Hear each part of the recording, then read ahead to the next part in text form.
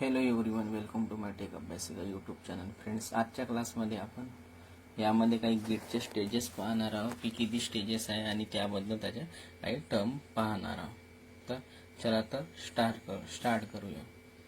तर यामध्ये गेटमध्ये किती स्टेजेस आहे आणि कोणकोणते टर्म यूज करत आहोत याबद्दल आपण पाहणार आहोत टेक्निकल टर्ममध्ये. तर बघा, कारण सर्व टेक्निकल टर्म आपल्याला माहिती असणं आवश्यक आहे. तर याच्या व्यतिरिक्त आजची जी प्रोसिजर आपण समजणार आहे ते खूप महत्त्वाची आहे. मागच्या व्हिडिओमध्ये आपण सोर्स कोड मॅनेजमेंट बद्दल गोष्ट केली होती. यामध्ये सोर्स कोड मॅनेजमेंटमध्ये दोन गोष्टी येतात. एक आहे CVCS म्हणजे सेंट्रलाइज व्हर्जन कंट्रोल सिस्टम आणि एक आहे DVCS म्हणजे डिस्ट्रीब्युटेड व्हर्जन कंट्रोल सिस्टम. आता याबद्दल आपल्याला CVC आणि DVCS काय आहे ह्या गोष्टी आपल्याला आता समजलं असणार. परंतु CVCSच्या पहिले एक टाईप येत होतं लोकल व्हर्जन कंट्रोल सिस्टम. यानंतर आलं होतं CVCS आणि DVCS. पहिले आलं होतं CVCSच्या पहिले लोकल व्हर्जन कंट्रोल सिस्टम, त्यानंतर आलं होतं CVCS आणि DVCS.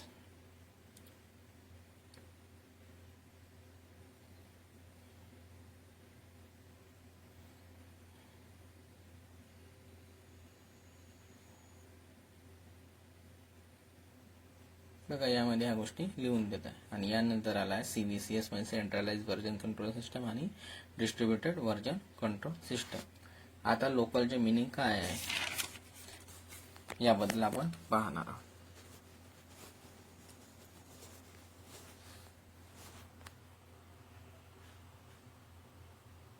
तर पहा, लोकलचे मिनिंग काय आहे की आपल्या लॅपटॉपच्या आतमध्ये मशीनमध्ये आपण व्हर्जनिंग करत आहोत. म्हणजे आपल्या लॅपटॉप पुरतेच किंवा PC पुरतेच मर्यादित आपल्या हार्ड डिस्क पर्यंत. तर त्याच्या आपण लॅपटॉपमध्ये आपण व्हर्जनिंग करत आहे. तर त्याच्या आतमध्ये डिफरंट व्हर्जन बनवून ठेवत आहे. त्याच्यासाठी जे टूल येत होते त्या लॅपटॉपमध्येच आपले व्हर्जन क्रिएट करून ठेवत होते. ठीक आहे, यामध्ये डिफरंट व्हर्जन बनवून ठेवत होते.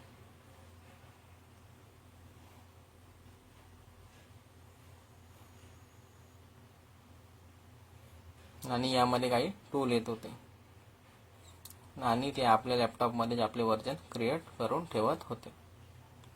ठीक आहे, लॅपटॉप PC पुरताच मर्यादित होतं.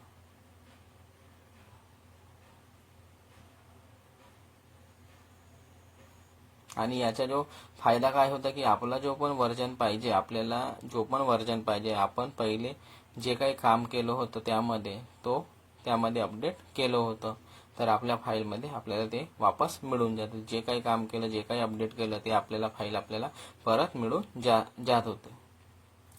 परंतु यामध्ये नुकसान काय होतं की आपलं लॅपटॉप खराब झालं किंवा हार्ड डिस्क वगैरे खराब होऊन गेली तर आपली सर्वात मेहनत जी केली होती ती पूर्ण वाया जात होती. यामध्ये जेवढं पण काम केलं आहे तो पूर्ण लॉस होऊन जात होतं. कारण की PC खराब झाला किंवा हार्ड डिस्क खराब झाली तर त्यामुळे साहजिकच आहे की आपलं पूर्ण काम लॉस होऊन जाणार. कारण की रिमूव्ह झालं तर आता आपल्याजवळ काहीही डेटा अवेलेबल नाही आहे. तर यामध्ये आपलं जो पूर्ण मेहनत होती ती पूर्ण वाया जात होती.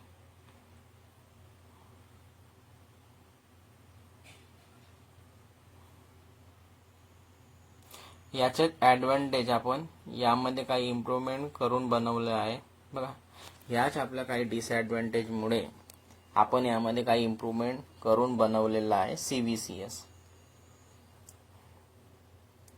आणि यामध्ये CVCS मध्ये आपल्याला काही ॲडव्हान्टेजेस मिळाले, इम्प्रूव्हमेंट केले त्याच काही प्रॉब्लेममुळे. आणि त्यानंतर आलेला आहे CVCS याच काही प्रॉब्लेममुळे. आणि CVCS मध्ये यामध्ये एक आपण रिमोट लोकेशनमध्ये आणि दुसऱ्या जागी कोणत्या सर्व्हरमध्ये एक सेंट्रलाइज स्टोरेज राहत होती.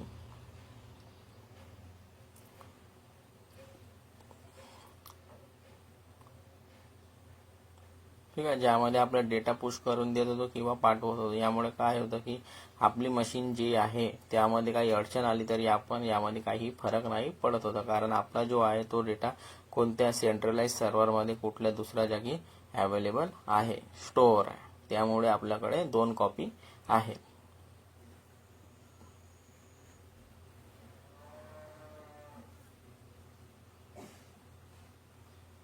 परंतु यामध्ये पण हा इश्यू होता की तो सर्व्हर खराब झाला तर काय करणार. सर्व डेटा सर्व्हरवरच अवेलेबल आहे. तर त्यानंतर याची जी गोष्ट आली आहे त्यानंतर आली आहे DVCS. कारण की जो काही डेटा राहत होता तो आपल्या कोणत्या तरी सर्व्हरवर राहत होता, रिमोट लोकेशनमध्ये राहत होता.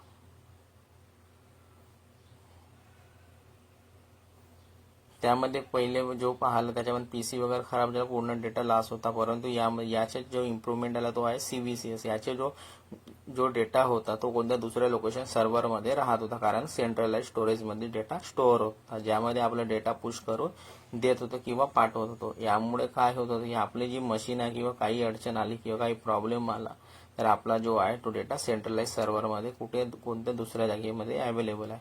परंतु यामध्ये हा इश्यू होता की तो सर्व्हर खराब झाला तर आपला म्हणजे गिटअप सर्व्हर समजा, सेंट्रलाइज सर्व्हर म्हणजे, तर सर्व डेटा सर्व्हरवर अवेलेबल आहे तर ती गोष्ट ठीक आहे. यामध्ये काही इश्यू आला किंवा खराब झाला तर सेंट्रलाइज जो सर्व्हर होता त्यामध्ये हा डेटा अवेलेबल होता. याच प्रॉब्लेमला पूर्ण सॉल्व्ह करण्यासाठी त्यानंतर आलेला आहे DVCS. कारण की यामध्ये पण सेंट्रलाइज सर्व्हरला इंटरनेटच्या द्वारे आपण ऍक्सेस करत होतो आणि सर्व्हर खराब झालं तर यामध्ये आपला डेटा पण लॉस होत होता.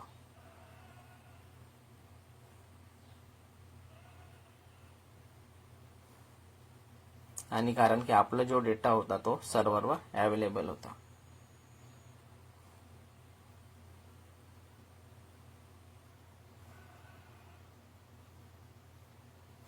ठीक आहे. आणि यानंतर या गोष्टीला सॉल्व्ह करण्यासाठी यानंतर आलेला आहे DVCS. आता DVCS म्हणजे डिस्ट्रीब्युटेड व्हर्जन कंट्रोल सिस्टम.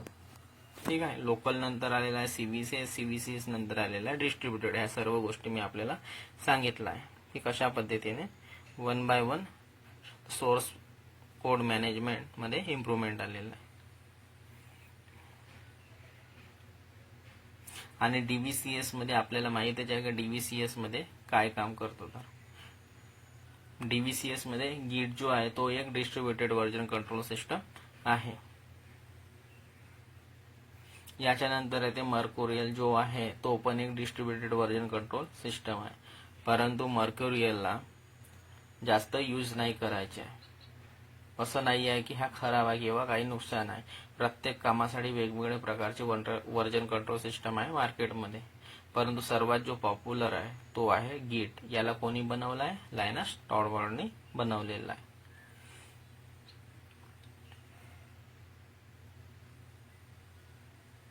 कारण की आपण गीटचे जास्त यूज करतो त्यामुळे.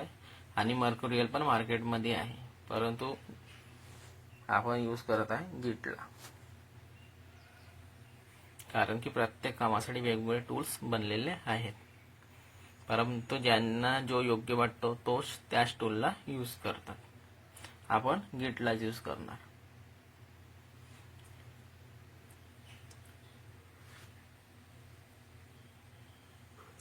आता तुम्ही पण पाहिले असेल तर सर्वात जास्त जो नाव येतो कोणी पण म्हणतं तर गीटचंच नाव घेतात. कारण की याला लायनस टॉर्व्हाल्डनेच गीटला पण बनवलेलं आहे. का बरं बनवलं होतं? कारण बिटकॉपर नावाचे एक टूल यूज करत होते, तो दुसऱ्या कंपनीचं होतं आणि त्यांनी 2004-2005च्या आसपास त्याच्यापासून वापस दिला. ठीक आहे. यांनी म्हटलं की आता आपल्याला बिटकॉपर यूज करायचे आहे तर पैसे द्यावं लागणार, कारण की बिटकॉपर जो होता तो पेड होता. याच कारणाने याचे जो टायप होता तो यामध्ये तुटून गेलेला आहे. त्यानंतर लायनस टॉर्व्हाल्डने स्वतःच्याच व्हर्जन कंट्रोल सिस्टम केलं, त्याचे नाव त्यांनी गीट ठेवलं.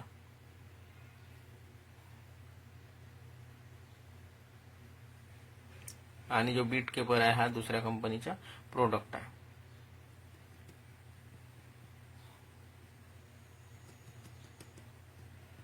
आणि 2005-4 पासून आपण त्यापासून ते वेगळे झाले आणि आपलं स्वतःचा ज्यांनी टूल क्रिएट केला. टाईप जो होता तो त्यांनी तोडून दिला आणि यांनी स्वतःचाच आपला टूल बनवलं व्हर्जन कंट्रोल सिस्टम, त्याचे नाव त्यांनी गीट ठेवलं.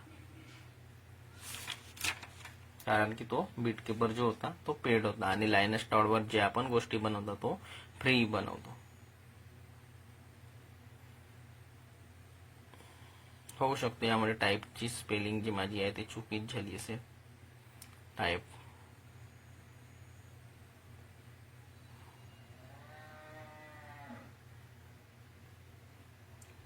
आणि याचे जे नाव होता तो याने गिट ठेवला.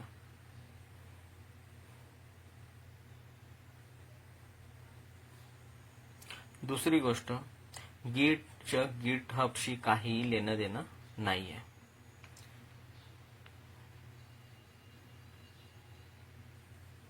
कारण गिट हब हा मायक्रोसॉफ्टचा आहे. तर पहा यामध्ये गिटहब एक वेगळी गोष्ट आहे, एक सर्व्हिस आहे, जेव्हा की गिट जो आहे एक सॉफ्टवेअर आहे. परंतु नाव आपल्याला सेम वाटतो. गिट आहे आणि गिट हब आहे, तर आपण त्याला रिपोजिटरी म्हणजे हब आहे म्हणजे स्टोरेज आहे या पद्धतीने समजतो, आणि गिट व्हर्जन कंट्रोल सिस्टम आहे या पद्धतीने. आपण नाव सेम असल्यामुळे आपल्याला कन्फ्यूज होतो, परंतु नाव आपल्याला सेम वाटत आहे, परंतु याच्याशी आपल्याला कन्फ्यूज नाही व्हायचे आहे. ठीक आहे.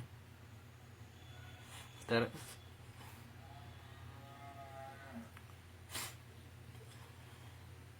गिट एक सॉफ्टवेअर आहे आणि गिटहब एक वेगळी गोष्ट आहे, एक सर्व्हिस आहे.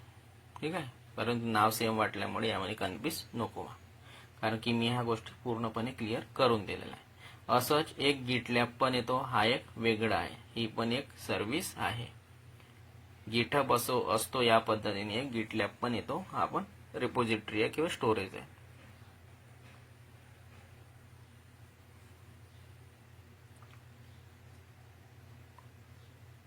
आता यामध्ये आपली मर्जी आहे की गिट सोबत गिटहब किंवा गिटलॅबला यूज करायचं आहे. याच्या व्यतिरिक्त मार्केटमध्ये आणखी सर्व्हिस अवेलेबल आहे, आपण त्याच्या पण यूज करू शकतो.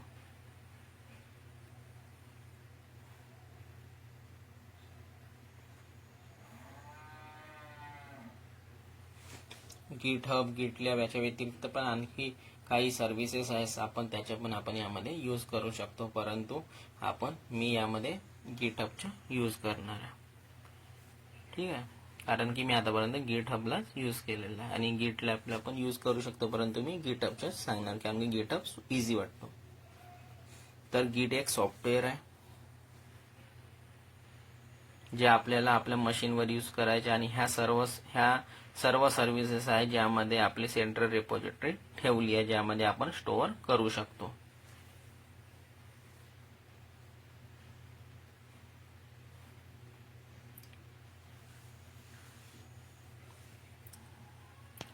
तर पहा यामध्ये लिहून देत आहे.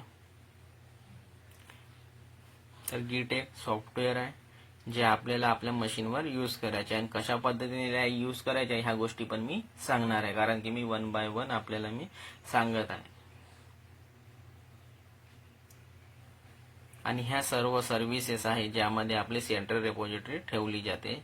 एक स्टोरेज आहे, मी ह्या गोष्टी सांगितलेल्या आपल्या, ज्यामध्ये आपण आपला डेटा आहे ज्याला आपण स्टोअर करून ठेवू शकतो.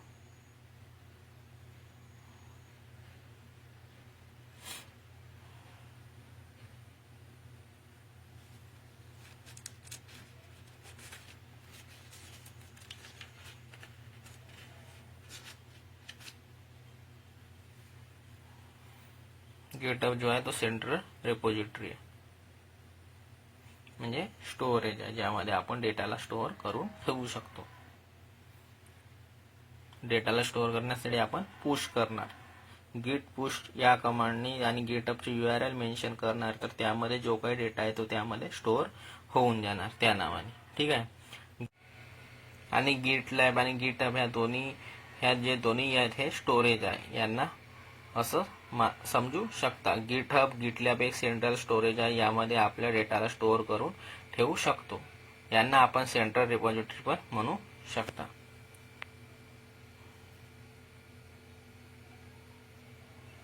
कारण की या सेंट्रल रिपोजिटरी आहे,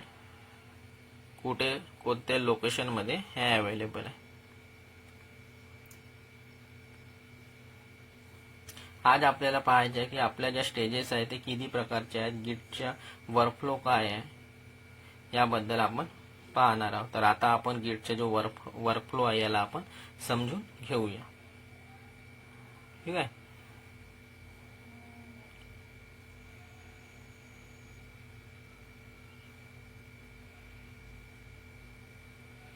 गिट वर्कफ्लो.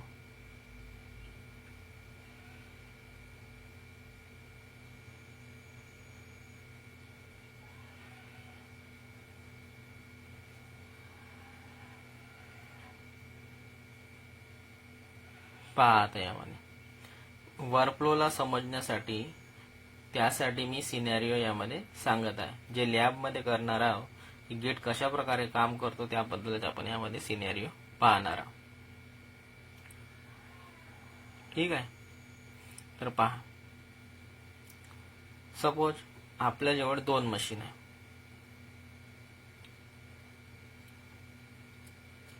दोन मशीन म्हणजे लिनक्स मशीन, ज्या काही आपण AWS मध्ये बनवणार EC2 लिनक्स मशीन. ठीक आहे. मी आपल्या लिनक्स मशीन कशा पद्धतीने क्रिएट करतात ह्या गोष्टी मी आपल्याला लॅबमध्ये सांगितलेल्या आहे. आणि लिनक्स मशीन मध्येच आपल्याला गिट इन्स्टॉल करायचे त्या गोष्टी पण मी सांगणार. ठीक आहे. यामध्ये आपल्याला 2 मशीन आहे EC2 लिनक्स मशीन. एक बनवली आहे मुंबई लोकेशन मध्ये आणि दुसरी बनवली आहे सिंगापूर लोकेशन मध्ये.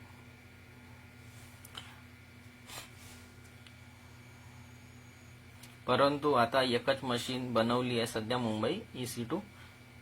मुंबईमध्ये EC2 लिनक्स मध्ये. या पद्धतीने या कॉन्सेप्टला समजा. सध्या आपण 2 मशीनचे एक्झाम्पल नाही घेऊ, आपण एकच मशीनचे एक्झाम्पल घेणार मुंबईमध्ये. समजा की आपण मुंबईमध्ये EC2 लिनक्स मशीन बनवलेली आहे. आता या लिनक्स मशीनच्या आतमध्ये आपण काय करणार. ठीक आहे.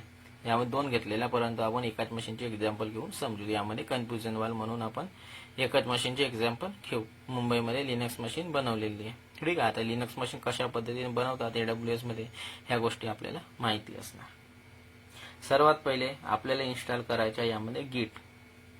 आणि गिट इन्स्टॉल करण्यासाठी यामध्ये आपल्याला कमांड चालवायची आहे गिटच्या रिलेटेड. ठीक आहे. ज्या काही गिटच्या कमांड आहेत त्या आपल्याला गिट इन्स्टॉल करण्यासाठी कमांड चालवायच्या आहेत. तर यामध्ये आपण गिट इन्स्टॉल करणार. एक सॉफ्टवेअर आहे गिट. तर पहिले आपण याला इन्स्टॉल करावं लागणार लिनक्स मशीनमध्ये. तर यामध्ये आपण आपला जो गिट यामध्ये कमांड चालवणार, तर आपला जो आहे तो गिट यामध्ये इन्स्टॉल होऊन जाणार.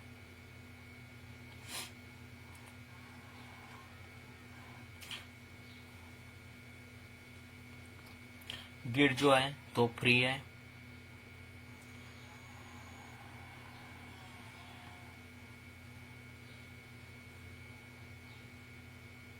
तर बघा, गिट जो आहे तो फ्री आहे. गिटहब आहे. गिटहब हा काही फ्री नाही आहे, हा पेड आहे. कारण की हा मायक्रोसॉफ्टचा प्रोडक्ट आहे. आणि गिटहबच्या काही सर्व्हिसेस फक्त फ्री आहे. परंतु गिट कम्प्लिटली फ्री आहे.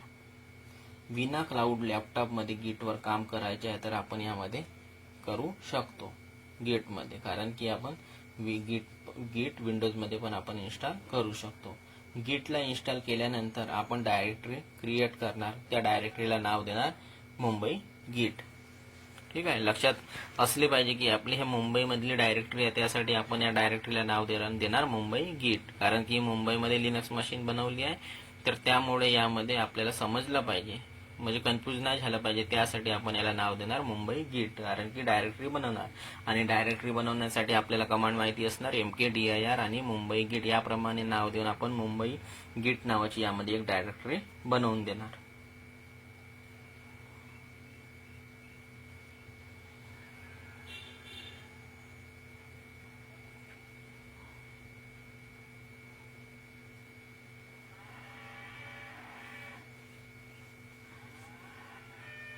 तर बघा, यामध्ये लिहून देता विना क्लाउड लॅपटॉपमध्ये गिटवर काम करायचे तर त्या गोष्टी आपण करू शकता. ठीक आहे. आता गिट इन्स्टॉल केल्यानंतर आपण यामध्ये एक डायरेक्टरी बनवणार. त्या डायरेक्टरीला नाव देणार मुंबई गिट. डायरेक्टरी क्रिएट करण्यासाठी कमांड चालवणार mkdir मुंबई गिट. ठीक आहे. कारण की आपण कोणतंही काम करतो तर एका फोल्डरमध्ये करतो, पण लिनक्समध्ये फोल्डरला डायरेक्टरी म्हणतात. विंडोजच्या कॉन्सेप्टनुसार समजलं तर आपण विंडोजमध्ये फोल्डर क्रिएट करतो आणि त्यामध्ये आपण डेटाला स्टोअर करतो. याचप्रमाणे लिनक्स आणि विंडोजचे कॉन्सेप्ट सेम आहे, फक्त यामध्ये आपण डायरेक्टरी म्हणतो. तर आपण यामध्ये एक डायरेक्टरी बनवणार मुंबई गिट आणि मुंबई गिट या डायरेक्टरीमध्ये आपण काम करणार. डायरेक्टरी बनवल्यानंतर या डायरेक्टरीच्या आतमध्ये एक कमांड चालवायची आहे, git init, म्हणजे इनिशियलाइज करण्यासाठी. म्हणजे गिटला इनिशियलाइज करायचं, म्हणजे गिटला आपल्याला चालू करायचं, म्हणजे आपल्याला त्या सर्व्हिसला आपल्याला ऍक्टिव्हेट करायची आहे.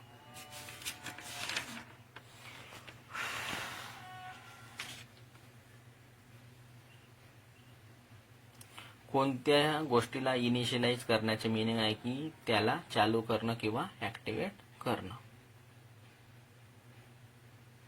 ठीक आहे, यासाठी गिट इनिटचं मीनिंग आहे इनिशियलाइज. ठीक आहे, आपण गिटला इनिशियलाइज करत आहोत म्हणजे ऍक्टिव्हेट करत आहोत किंवा चालू करत आहोत. तर आपण म्हणतो की गिट इनिट कमांड चालवून द्या.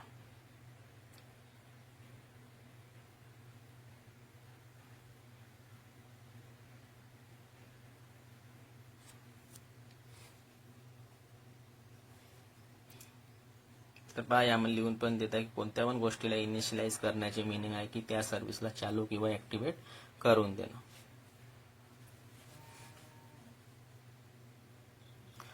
तर आपण म्हणतो की गिट इनिट कमांड चालवून द्या. त्यासाठी गिट इनिट कमांड चालवल्यावर बॅकएंडमध्ये काय होतं की बघा, आपली एक मुंबई गिट नावाची डायरेक्टरी बनली आहे. या डायरेक्टरीच्या आतमध्ये एक हिडन फोल्डर बनवून जाणार. तर बघा, गिट इनिट म्हणजे त्या सर्व्हिसला इनिशियलाइज केल्यानंतर यामध्ये बॅकएंडमध्ये काय होतं की मुंबई गिट ही डायरेक्टरी आपली बनली असणार. तर या डायरेक्टरीच्या आतमध्ये एक हिडन फोल्डर बनवून जाणार. ठीक आहे, ज्या गोष्टी मी सांगत आहे त्या गोष्टी त्यामध्ये ॲक्युरेट क्रिएट होऊन जाणार. ठीक आहे, तर त्यामध्ये एक हिडन फोल्डर बनवून जाणार डॉट गिटच्या नावाने, आणि मुंबई गिट ही जी डायरेक्टरी आहे ही कन्वर्ट होऊन जाणार गिट रिपोजिटरीच्या आतमध्ये. ही गोष्ट लक्षात ठेवा.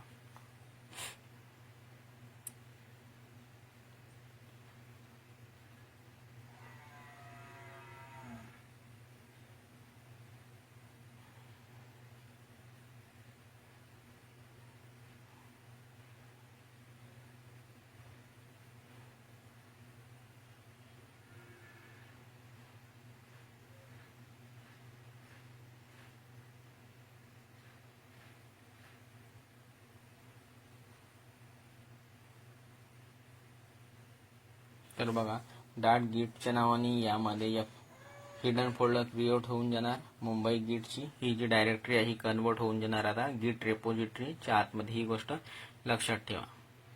जसे आपण गिट इनिट कमांड चालवणार मुंबई गिट या डायरेक्टरीमध्ये, तर ही डायरेक्टरी कन्वर्ट होऊन जाणार गिट रेपोजिटरीमध्ये किंवा लोकल रेपोजिटरी पण आपण म्हणू शकतो. जसे ही गिट रेपोजिटरी म्हणजे कन्वर्ट होणार तर यामध्ये 3 गोष्टी बनणार.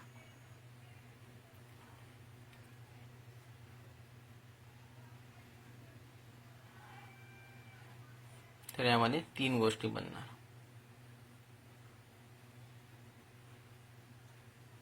हे काय, हा झाला लॉजिकल एरिया असतो. असं नाही की आपल्याला वेगवेगळे दिसणार, बट या प्रकारे होतं. असं मानलं जातं की हा काम झाल्यानंतर यामध्ये तिथे गेलं, त्यानंतर त्यामध्ये गेलेलं आहे. ठीक आहे, तर लॉजिकल एरियामध्ये ह्या 3 गोष्टी बनतात. या पूर्ण भागाला म्हणतात लोकल रेपोजिटरी. मी डायग्राम पण काढून देतो. ठीक आहे,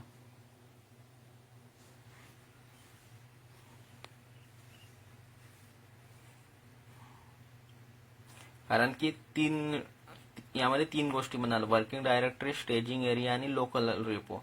तर या तिन्ही भागाला यामध्ये 3 गोष्टी बनतात. या तिन्ही भागाला या म्हणतात लोकल रेपोजिटरी. बघा, आता यामध्ये समजलं असणार. बघा, वर्किंग डायरेक्टरी, स्टेजिंग एरिया आणि लोकल रेपो यामध्ये 3 गोष्टी बनतात. या तिन्ही गोष्टीला मिळून जो बनतो त्याला आपण म्हणतो पूर्ण भागाला लोकल रेपोजिटरी. ठीक आहे, लॉजिकली यामध्ये 3 गोष्टी बनतात, वर्किंग डायरेक्टरी, स्टेजिंग एरिया आणि लोकल रेपोजिटरी. तर या पूर्ण भागाला म्हणतात लोकल रेपोजिटरी. ठीक आहे, वर्किंग डायरेक्टरी, स्टेजिंग एरिया आणि लोकल रेपो. तर या सर्व भागाला म्हणतो लोकल रेपोजिटरी. जसे यामध्ये गिट इनिट ही कमांड चालवणार तर ही डायरेक्टरी कन्वर्ट होऊन जाणार लोकल रेपोजिटरीमध्ये. आता लोकल रिपॉझिटरी काय आहे?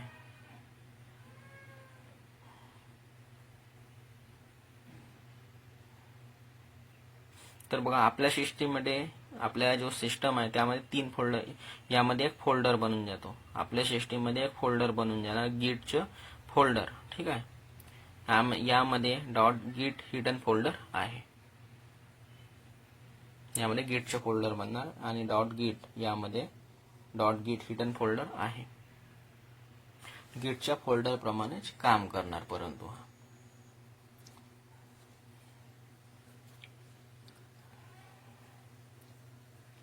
परंतु हा जो .git हिडन फोल्डर आहे हा गिटच्या फोल्डर प्रमाणेच काम करणार.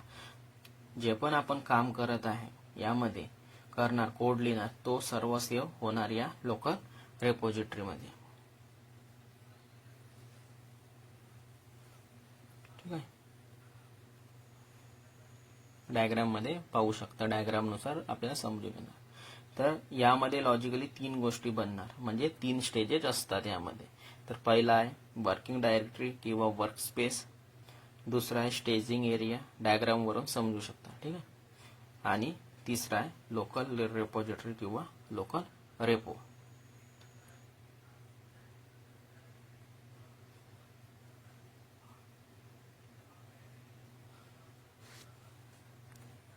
तर ह्या 3 स्टेजेस आपण मानून घेऊ की 3 स्टेजेस आपल्याजवळ असतात. यामध्ये मी लिहून पण देतो. वर्किंग डायरेक्टरी म्हणजे वर्क स्पेस, दुसरा आहे स्टेजिंग एरिया आणि तिसरा आहे लोकल रेपो म्हणजे लोकल रिपॉझिटरी. रिपॉझिटरीला शॉर्ट फॉर्म मध्ये रेपो म्हणतो.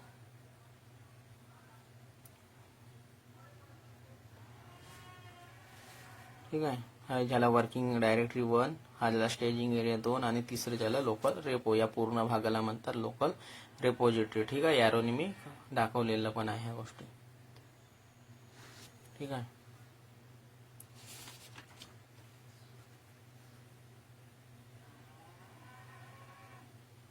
आणि गिट जो आहे तो फ्री आहे. तर आपण सर्वात पहिले यामध्ये आपण कोड लिहिणार. तर बघा, मी यामध्ये लिहून पण देतात. त्या 3 ज्या स्टेजेस आहेत ते मी यामध्ये पुन्हा लिहून दाखवतो.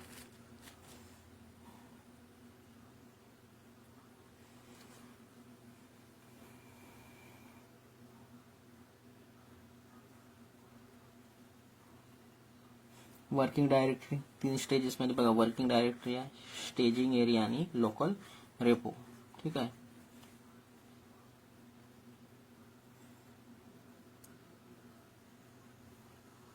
या डायग्राम मध्ये खूप चांगलं म्हणजे लक्षपूर्वक पहा, त्यामुळे आपल्याला कॉन्सेप्ट जे आहेत ते आपल्याला समजून जाणार. ठीक आहे. या पद्धतीने 3 स्टेजेस आहे आणि त्या 3 स्टेज मिळून जो बनतो त्याला आपण म्हणतो लोकल रिपॉझिटरी. ठीक आहे. तर आपण सर्वात पहिले यामध्ये काय करणार, कोड लिहिणार. कोड कुठे लिहिणार, वर्किंग डायरेक्टरी मध्ये लिहिणार. ते बघा, त्यामध्ये मी लाईन बाय लाईन म्हणजे कोड कशा प्रकारे सिम्बॉल बनवलेला आहे. ज्या जागी मी आपण कोड लिहिणार त्याला म्हणतात वर्किंग डायरेक्टरी किंवा वर्क स्पेस. ज्या जागेवर आपण कोड लिहिणार त्याला म्हणतात वर्किंग डायरेक्टरी किंवा वर्क स्पेस.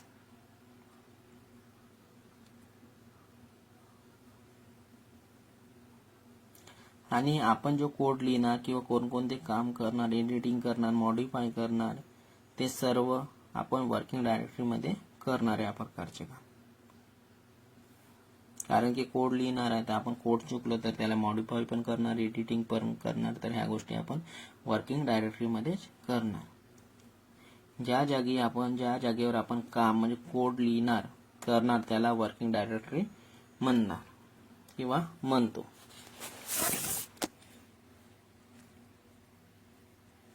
आता आपण कोड लिहिल्यानंतर काय काम करणार की हा असतो आपलं, यानंतर असतो स्टेजिंग एरिया.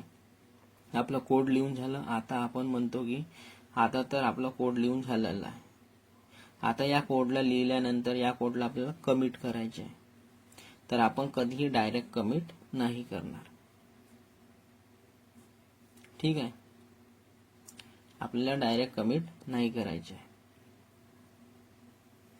आपलं कोड लिहून झालं. कोड आपण कुठे लिहिलो, वर्किंग डायरेक्टरी मध्ये लिहिलो. आता वर्किंग डायरेक्टरी मध्ये कोड लिहिलं तर यानंतर आपला हा जो असतो हा स्टेजिंग एरिया असतो बघा. सेकंड नंबर म्हणजे डायग्राम मध्ये स्टेजिंग एरिया लिहिलेला आहे. आता आपण म्हणतो की आपला जो कोड लिहिला आहे, आता या कोडला लिहिल्यानंतर आपल्याला कमिट करायचं आहे. कुठे करणार? स्टेजिंग एरियामध्ये. बघा त्यामध्ये डायग्राम मध्ये ऍड पण लिहून दिलेला आहे. लाईन मध्ये बघा ऍड लिहून दिलेला आहे. कमिट करायचे तर आपण याला डायरेक्ट कमिट नाही करणार, परंतु डायरेक्ट कमिट पण करू शकतो. यामध्ये काही प्रॉब्लेम नाही आहे. तर त्याची कमांड पण राहतात कमिट करण्याची, परंतु एक प्रोसेस आहे प्रत्येक कामाला करण्याची. ठीक आहे, एक पर्टिक्युलर प्रोसेस राहते पर्टिक्युलर कामाला करण्याची. ठीक आहे, म्हणून आपण डायरेक्ट कमिट नाही करू शकणार. म्हणजे डायरेक्ट जे आहे ते आपण कधी डायरेक्ट कमिट नाही करणार, परंतु आपण कमिट करू शकतो डायरेक्ट पण. ही गोष्ट पण लक्षात ठेवा, कारण की प्रत्येक कामाला करण्याची एक प्रोसेस राहते.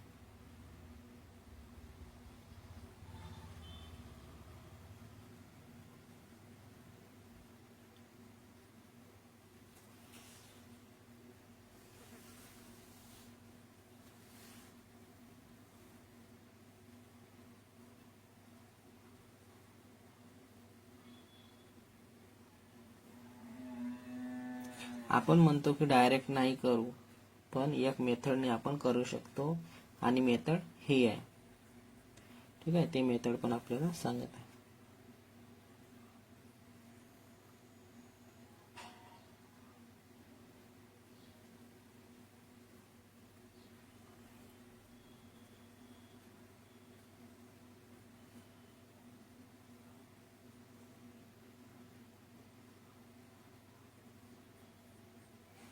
तर बघा, यामध्ये आपल्याला वाटते की वर्किंग डायरेक्टरीमध्ये कोड प्रॉपर लिहिला आहे. आता आपला कोड जो आहे तो योग्य रीतीने लिहिला. तर आता आपल्याला या कोडला सेव्ह करायचे. सेव्ह म्हणजेच कमिट. ठीक आहे, तर आता आपल्याला याला ऍड करतो. आपला कोड योग्य रीतीने आहे, तर आता मी याला ऍड करतो. ऍड कुठे करता? स्टेजिंग एरियामध्ये. बघा डायग्राम मध्ये मी ऍड लिहून दिलेला आहे. तर आता या कोडला मी ऍड करणार स्टेजिंग एरियामध्ये, आणि या प्रोसेसला म्हणतात ऍड करणं. ठीक आहे, मधामध्ये बघा कोड जवळ ऍड लिहिला आहे, तर या प्रोसेसला म्हणतात ऍड करणं.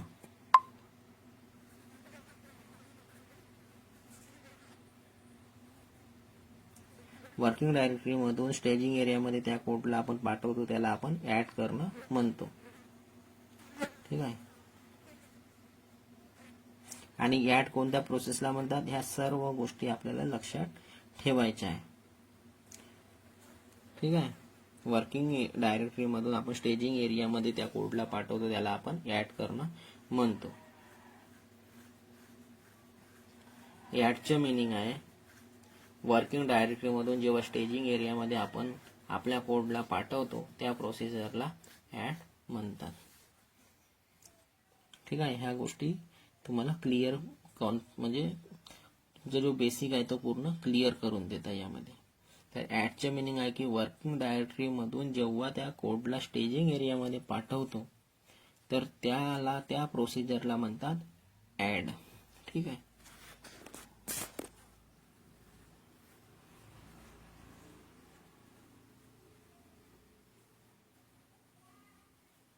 तर या प्रोसिजरला म्हणतात ऍड. ठीक आहे, तर ह्या गोष्टी लक्षात ठेवा. ह्या गोष्टी सांगणार पण नाही तुम्हाला कोणी, डेव्हऑप्सचे क्लासेस करा तरी. ठीक आहे, ऍड म्हणजे आपण जो काम केलं आहे त्याला आपण एक प्रकारे फ्रीज करून दिलं, त्याला स्टॉप करून दिलं. स्टॉप करून त्याला फायनलाइज केलं की हा कोड योग्य रीतीने आहे. तर आता आपल्याला वाटतं की हा कोड योग्य रीतीने आहे, त्यानंतर त्या कोडला आपण स्टेजिंग एरियामध्ये पाठवतो. म्हणजे त्या कोडला वर्किंग डायरेक्टरी मधून स्टेजिंग एरियामध्ये पाठवतो. तर या प्रोसिजरला म्हणतात ऍड करणं. ठीक आहे,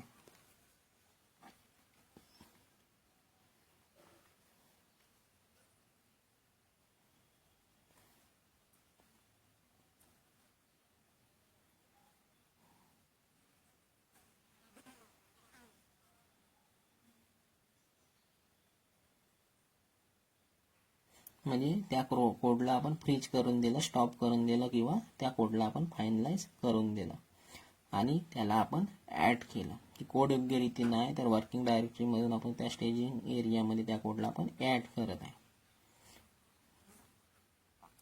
ठीक आहे. माझे कोड योग्य रीतीने आहे वर्किंग डायरेक्टरीमध्ये, तर आता आपण त्या कोडला आपण ॲड करत आहे, म्हणजे समोर पाठवत आहे स्टेजिंग एरियामध्ये.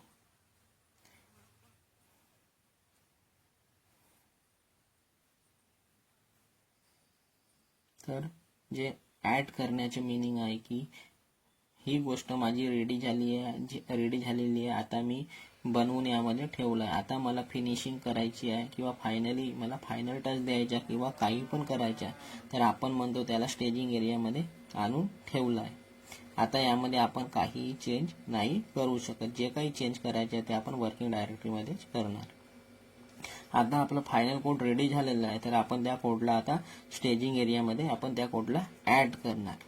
आता याला स्टेजिंग एरियामध्ये आणून ठेवलं म्हणजे ॲड केलं, तर आता यामध्ये आपण चेंज नाही करू शकणार. ठीक आहे. आणि यामध्ये काही चेंजेस असणार, तर आपण त्यासाठी काही समोर प्रोसिजर आहे त्या पद्धतीने आपण करू शकतो. ठीक आहे. कारण आता आपण स्टेप बाय स्टेप पाहू. ठीक आहे. आता वर्किंग डायरेक्टरी कोड योग्य रीतीने होतं, तर आपण त्या कोडला स्टेजिंग एरियामध्ये ॲड करून दिलेलं आहे. तर आता स्टेजिंग एरियामध्ये आपण काहीही आपण चेंज नाही करू शकत आता, कारण आपल्याला वर्किंग डायरेक्टरीमध्ये चेंज करायचं होतं. तर ते आपण योग्य रीतीने चेंजेस करून आपण त्या कोडला योग्य वाटलं तर आपण त्या कोडला स्टेजिंग एरियामध्ये ॲड करून दिलं. आपण म्हणतो की आपलं कोड योग्यरित्या लिहून झालं आहे, तर त्याला आता कमिट करायचं आहे, तर त्याला डायरेक्ट नाही करू शकत. नाही करू तर त्याच्यासाठी आपण पहिले त्याला ॲड करणार. मी स्टेजिंग एरियामध्ये त्या कोडला अपलोड करून देणार.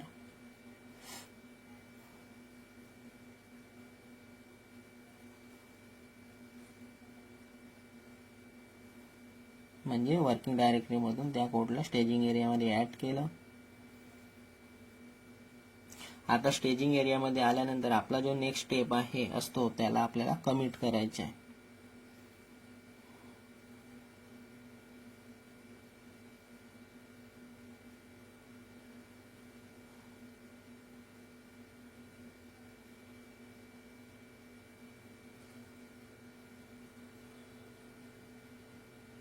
नेक्स्ट स्टेप आहे त्याला आपल्याला कमिट करायचं आहे. कमिटमध्ये बघा डायग्राममध्ये स्टेजिंग एरियातून कमिट करताय लोकल रेपोमध्ये. तर स्टेजिंग एरियामध्ये ठेवण्याचा पर्पज हा आहे की आपल्याला ज्या ज्या गोष्टी कमिट करायच्या आहे, सपोज 3 कोड आणून ठेवलं. ठीक आहे. डायग्राममध्ये पहा राईट साईडला यामध्ये मी लिहून द्या. सपोज आपल्याजवळ 3 कोड आणून ठेवलं, index.html, टेम आणि index.css.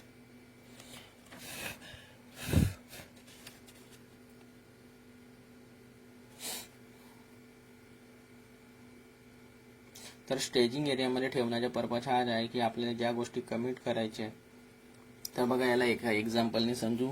तर सपोज आपल्याकडे 3 कोड आहे, index.html, टेम्प आणि index.css.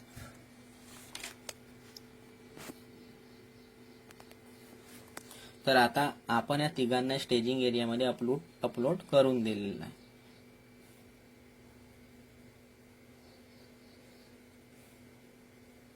परंतु ह्या 3 मधून आपल्याला 2 कोडला यामधून दोन फाईलला कमिट करायचे आहे. ठीक आहे. या जे 3 कोड आहे यामधून या 3 फाईलमधून आपल्याला या 2 फाईलला आपल्याला कमिट करायचे आहे, index.html आणि index.css.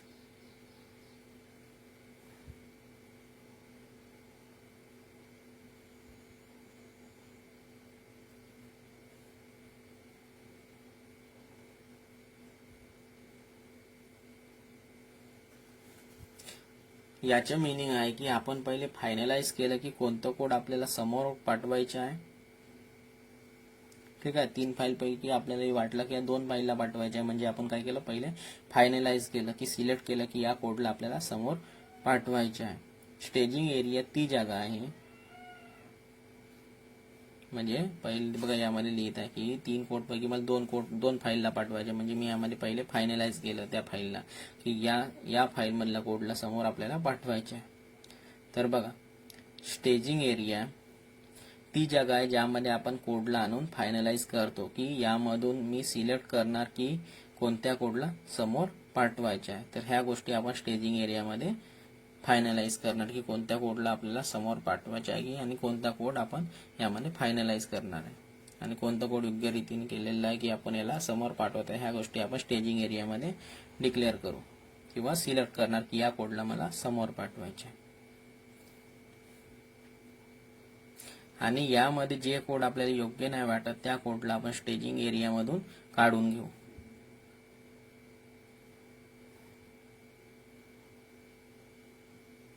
तर स्टेजिंग एरियामध्ये त्या कोडला आपण फायनलाइज करतो, म्हणजे सिलेक्ट करणार आणि त्या कोडला आपण समोर पाठवणार.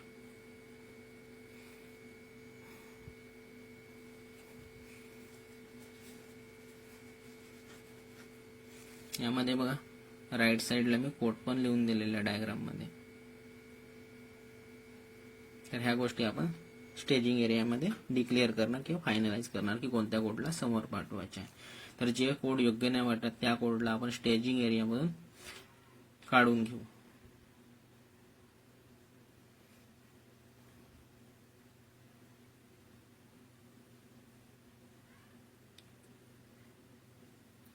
यामध्ये असं गरजेचं नाही आहे की कोड पहिले आपल्याला स्टेजिंग एरियामध्ये पाठवायचे आहे तेव्हा कमिट करायचे. आपण डायरेक्ट पण यामध्ये कमिट करू शकतो. ठीक आहे. ह्या गोष्टी गरजेच्या नाही आहे की कोडला पहिले आपल्या स्टेजिंग एरियामध्ये पाठवायचे आहे तेव्हा आपण कमिट करणार. आपण डायरेक्ट पण कमिट करू शकतो.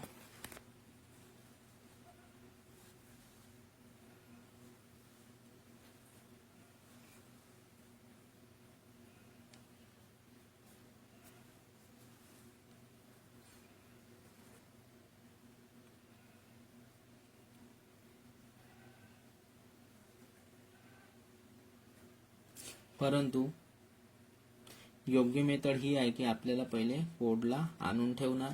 ठीक आहे. वर्किंग डायरेक्टरी मधून स्टेजिंग एरियामध्ये त्या कोडला आपण आणून ठेवणार. अशी ही मेथड आहे. कारण आपण काम केलं आता त्या कोडवर, तर त्या कोडला स्टेजिंग एरियामध्ये आणून ठेवलं आणि आता त्या कोडला आपल्याला कमिट करायची आहे. तर ही योग्य मेथड आहे. स्टेजिंग एरियामध्ये वर्किंग डायरेक्टरी स्टेजिंग एरियामध्ये आणून ठेवलं ना, आता त्या कोडला आपल्या स्टेजिंग एरियामधून लोकल रेपोमध्ये त्या कोडला आपल्याला कमिट करायचे. तर ही योग्य मेथड आहे.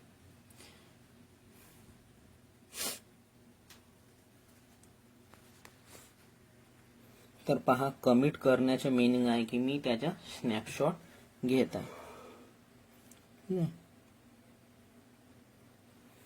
तर जे मी कोड यामध्ये सांगितले की योग्य मेथड काय आहे, तर यामध्ये योग्य मेथड आहे की पहिले आपल्याला कोडला आणून ठेवणार वर्किंग डायरेक्टरीमधून स्टेजिंग एरियामध्ये. तर ही या प्रकारची मेथड आहे. आपण काम केलं, आता त्या कोडला स्टेजिंग एरियामध्ये आणून ठेवलं, आता या कोडला आपल्याला कमिट करायचे आहे. स्टेजिंग एरियामधून त्या कोडला कमिट करायचे म्हणजे लोकल रिपोमध्ये पाठवायचे आहे. वर्किंग डायरेक्टरीमधून आपण जे काही कोड होतं त्याला आपण स्टेजिंग एरियामध्ये पाठवलं आणि स्टेजिंग एरियामध्ये त्या कोडला फायनलाइज करून लोकल रिपोमध्ये पाठवत आहे.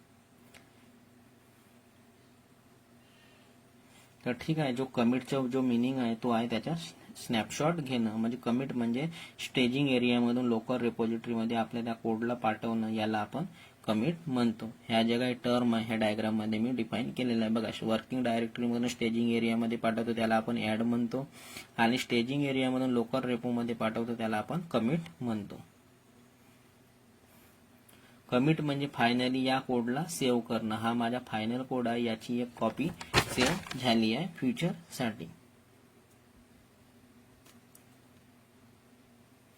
तर आपण त्या कोडला स्टेजिंग एरियामधून लोकल रेपोमध्ये पाठवतो, तर याला आपण कमिट म्हणतो.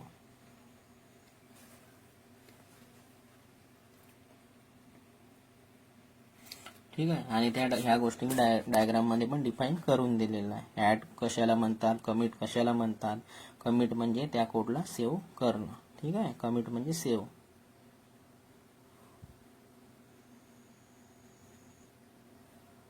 कमिट म्हणजे त्या फायनली त्या कोडला सेव्ह करत आहे. हा माझा फायनल कोड आहे, याची एक कॉपी सेव्ह झाली पाहिजे फ्युचरसाठी. ही त्या फ्युचरसाठी का बरं? कारण की समोर कधी आपल्याला त्या कोडला पुन्हा पाहायचे आहे तर आपण त्या कोडला पाहू शकलो पाहिजे. कमिट करण्याचे मीनिंग हा आहे.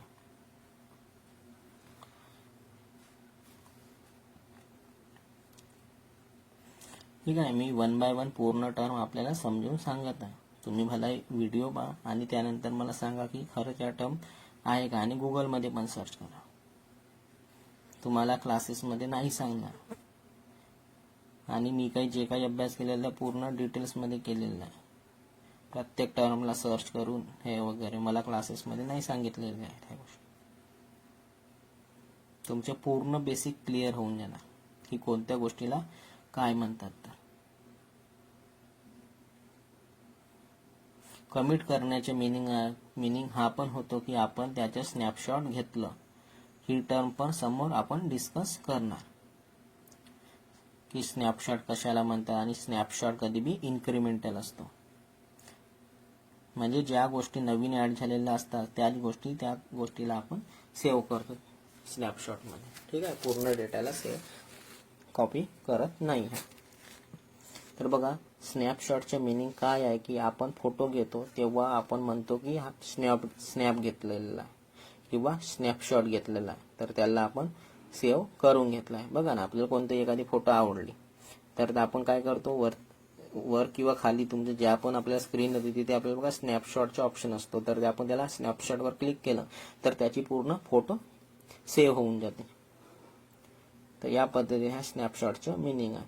असंच याचप्रमाणे आपण कोड लिहिलं, आपण त्याचे स्नॅपशॉट घेऊन ठेवतो फीचरसाठी. याच्याने काय होणार की समोर कधी आपल्याला त्या कोडला पाहायचे आहे की काय लिहिलं होतं किंवा योग्य प्रकारे कोड लिहिलं होतं, तर आता नवीन कोडमध्ये लिहिलं आहे परंतु योग्यरित्या कोड नाही लिहिलं तर आपलं जो जुनं कोड योग्य आहे तर ते आपण त्या जुन्या कोडला, तर आपण जुनं कोड कशा प्रकारे घेऊ शकतो, तर जुनं कोड कमिट केलं तर त्याचे एक स्नॅपशॉट बनलं असणार. तर त्या कोडला एका जागी सेव्ह केलं असणार, तर त्या सेव्ह केल्याने त्याची एक आयडी मिळणार. तर त्या आयडीला आपण म्हणतो कमिट आयडी. ठीक आहे. तर जेव्हा आपण सेव्ह करतो तर त्या सेव्ह केल्याने त्यामध्ये एक कमिट आयडी जनरेट होणार. तर त्या कमिट आयडी मुळे आपल्याला माहिती होणार की हा वाला कोड आहे.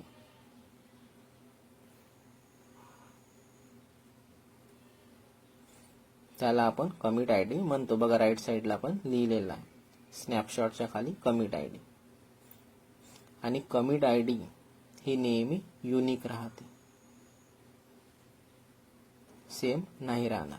कमिट आयडीने आपण केव्हा त्या कोडला केव्हा पण रिट्राय करू शकतो किंवा त्या कोडला केव्हा पण आपण वापस आणू शकतो. आपल्याला कमिट आयडी माहिती राहते.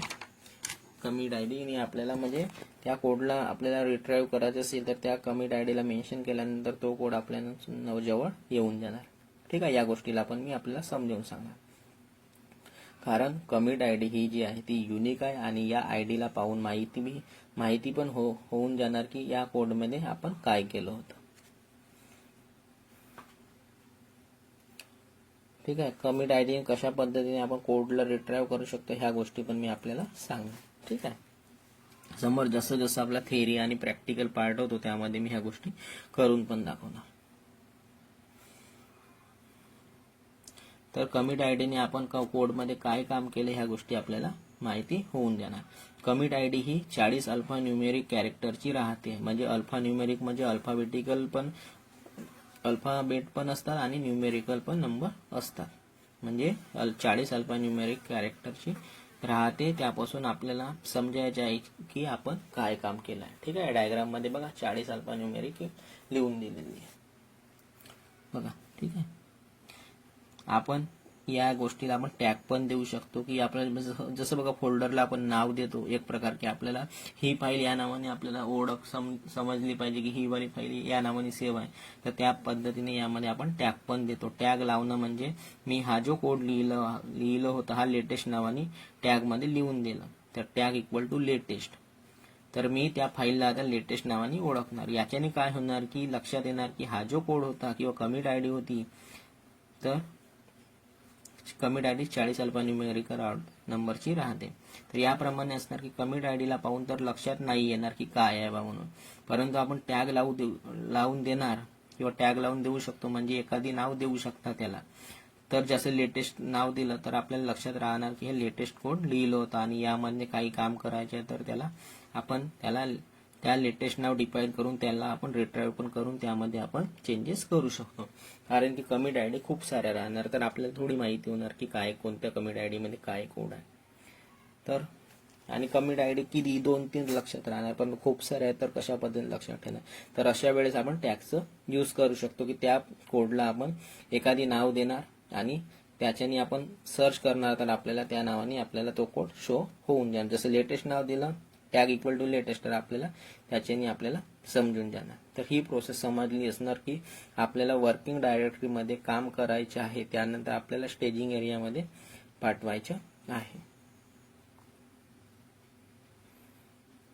आणि यामध्ये कोणत्या कोणत्या टर्म होत असतात, ऍड कशाला म्हणतात, कमिट कशाला म्हणतात, ह्या गोष्टी पण मी आपल्याला सांगितलेल्या आहे. तर वर्किंग डायरेक्टरीमधून स्टेजिंग एरियामध्ये पाठवण्याला आपण ऍड म्हणतो.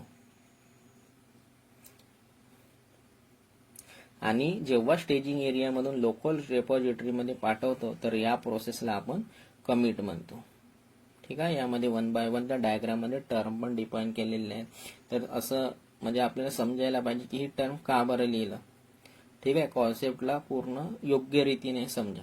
नाही समजा तर 2-2, 3-3 वेळा व्हिडिओ पहा, पण पूर्ण कॉन्सेप्ट क्लिअर करा. बघा, वर्किंग डायरेक्टरीमधून स्टेजिंग एरियामध्ये कोड पाठवतो त्याला आपण ऍड म्हणतो, आणि स्टेजिंग एरियामध्ये फायनलाइज करून त्या कोडला लोकल रिपोमध्ये पाठवतो याला आपण कमिट म्हणतो. ठीक आहे. ह्या टर्म लक्षात ठेवा. आणि कमिट म्हणजे सेव्ह करणं किंवा स्नॅपशॉट घेणं, ह्या गोष्टी एकच आहे. कमिट म्हणजे स्नॅपशॉट घेणं आणि स्नॅपशॉट इन्क्रिमेंटल असतो.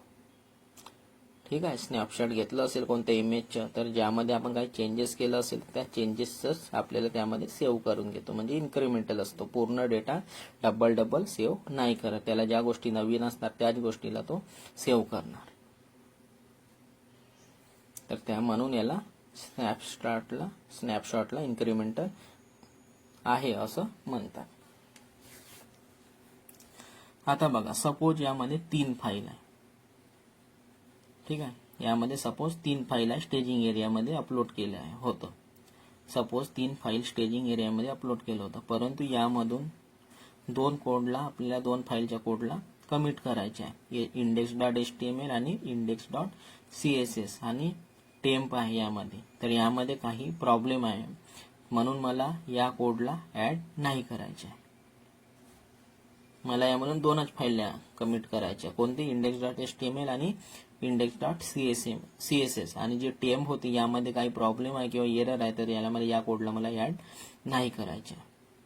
स्टेजिंग एरियामध्ये कोडला ऍड करण्याचा फायदा हा आहे की आपल्याला ज्या फाईलला कमिट करायचे आहे समोर, म्हणजे फ्युचरसाठी त्या कोडला आपण सेव्ह करायचे आहे, त्यांना कमिट करणार.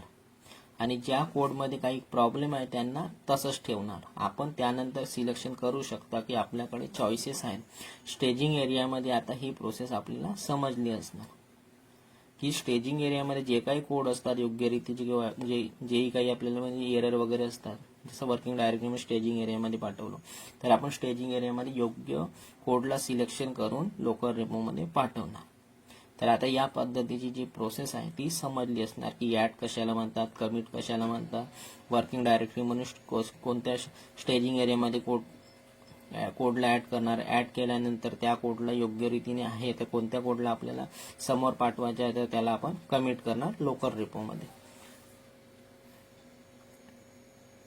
तर आता ह्या गोष्टी आपल्याला समजलं असणार.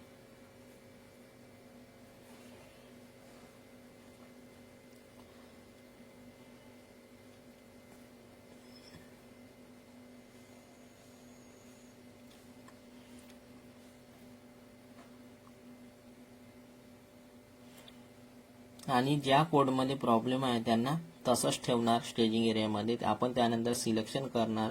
आपल्याकडे यामध्ये चॉईसेस आहे आणि स्टेजिंग एरियामध्ये ह्या गोष्टी केल्यानंतर आपण त्याला समोर लोकल रेपोमध्ये पाठवणार. तर आता ह्या गोष्टी यामध्ये बघा स्टेप बाय स्टेप सांगितलेल्या की ऍड करतो वर्किंग डायरेक्टरी म्हणून स्टेजिंग एरियामध्ये, ऍड केल्यानंतर स्टेजिंग एरियामध्ये लोकल रेपोमध्ये कमिट करतो. आता एवढं काम होऊन जाणार तेव्हा आपल्याला काय करायचं आहे की आता याबद्दल आपण पाहणार आहोत. ठीक आहे. यामध्ये आता आपलं काम झालंय. आता आपल्याजवळ गिटअप येणार पिक्चरमध्ये. ठीक आहे. यानंतर आता सर्व काम झाल्यानंतर आपल्याजवळ आता गिटअप येणार. ठीक आहे. गिटहब एक सेंट्रल रिपॉझिटरी आहे, याच्या गिट सोबत काहीही लेणं देणं नाही आहे.